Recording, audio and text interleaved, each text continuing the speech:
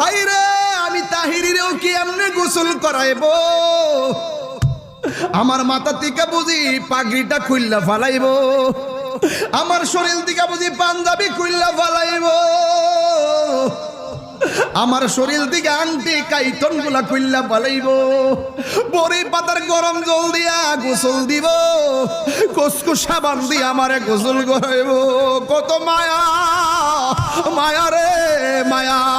বাজারের দিকে আমার জন্য নতুন সাদা কাপড় আনবো, কত মায়া। আমার আইনা সেলাইবিন কাপড়টা 3টা কাপড় দিয়া বান্ডিং দিব, কত মায়া কত মায়া।